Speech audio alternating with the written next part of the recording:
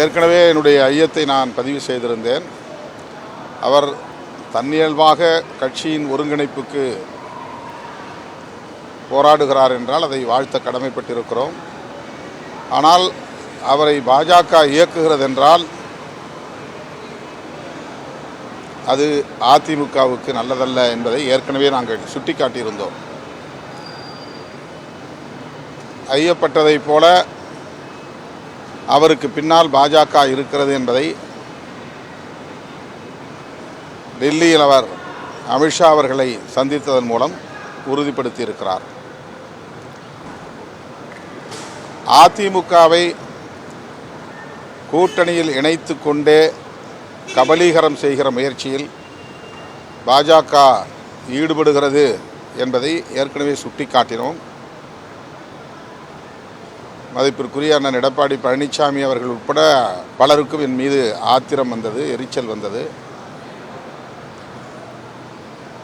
அதிமுகவை தனியே போகவும் விடாமல்,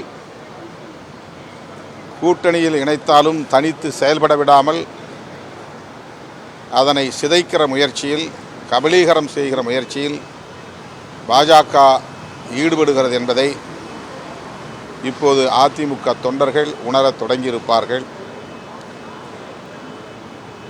திரு எடப்பாடி பழனிசாமி அவர்களால் கட்சியிலிருந்து நீக்கம் செய்யப்பட்ட ஒருவரை அமித்ஷா அவர்களும் நிர்மலா சீதாராமன் அவர்களும் என்ன துணிச்சலில் சந்தித்தார்கள் என்பது ஒரு கேள்வியாக எழுகிறது.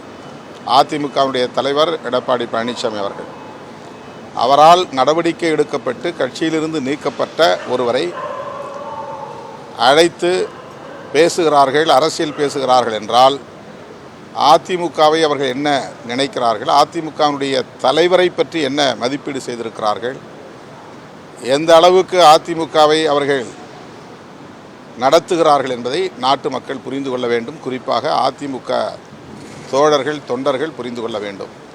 இதற்கு மேலும் அதிமுக பாஜகவோடு தான் கூட்டணி என்ற முடிவெடுத்தால் அதன் பிறகு அதிமுக தொண்டர்களே பதில் சொல்வார்கள் என்று நான் நம்புகிறேன்.